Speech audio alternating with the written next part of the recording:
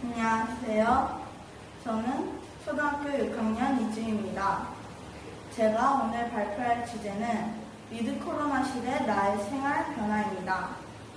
2019년 코로나가 중국 우한에서 처음 발생하여 저희 큰숲 기독교 국제학교는 2020년 말하기 대회에서 코로나가 내 삶에 끼친 영향에 대해서 발표했습니다. 그때 저는 코로나가 뭔지 팬데믹이 뭔지 잘 몰랐습니다. 그래서 팬데믹이 무엇인지 찾아보고 발표했었습니다. 그런데 이번에는 위드 코로나 시대 나의 삶의 변화에 대해 발표를 해야 되는데 정확하게 위드 코로나가 뭔지 잘 알지 못합니다. 저는 우선 위드 코로나가 무엇인지 찾아보기로 했습니다.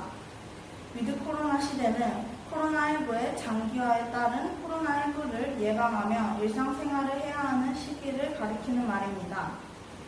캄보디아에서 하루에 코로나 확진자가 2,000명 가까이 되었을 때 캄보디아 정부에는 모든 지역을 통행 제한하고 락다운을 시켰습니다.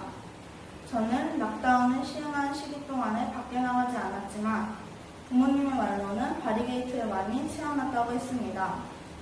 그리고 락다운 기간, 락다운이 풀린 뒤에도 계속 줌수업을 했습니다.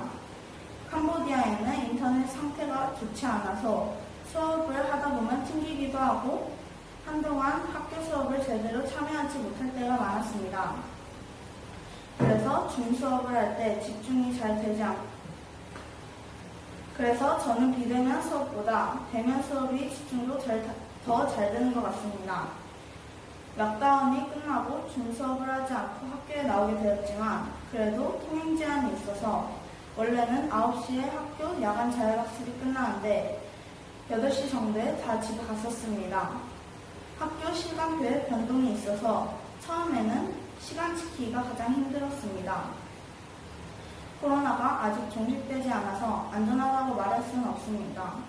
예를 들면 독서 탐방이나 체험학습, 소풍 등 행사들을 할 수 있는 공간이 한정적이고 학교에서뿐만 아니라 집에서도 무슨 일이 있을 때 나가야 할 상황일 때는 사람들과 접촉하는 것을 조심해야 한다고 생각합니다. 학교에 학생들이 오는데 한 명이라도 감기에 걸리거나 아픈 친구들이 있으면 코로나가 아니지만 더운 교실에서 계속 마스크를 쓰고 있어야 하니까 그게 가장 불편한 것 같습니다. 독서 탐방이나 체험학습처럼 밖에 나가서 해야 하는 학교 일정은 나갈 때마다 조심해야 한다고 생각합니다. 그리고 이제 백신은 어린아이들도 접종이 가능하다고 해서 백신 접종을 했습니다. 1차 접종을 할 때 늦게 가서 2시간 넘게 기다린 것 같습니다. 백신 접종을 하기 전에는 아플 것 같고 떨렸는데 막상 접종을 하니까 독감 접종보다 아프지 않았습니다. 백신 접종을 하면 부작용이 있다고 하던데 1차 때는 없었고 2차 접종을 할 때는 좀 팔이 아팠던 것 같습니다.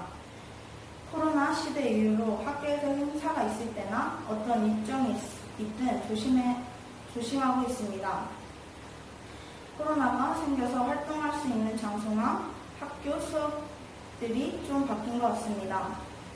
이제 예전처럼 마스크를 벗고 자유롭게 캄보디아에 관광지도 많이 가보고 싶고 해외여행도 많이 갔으면 좋겠습니다.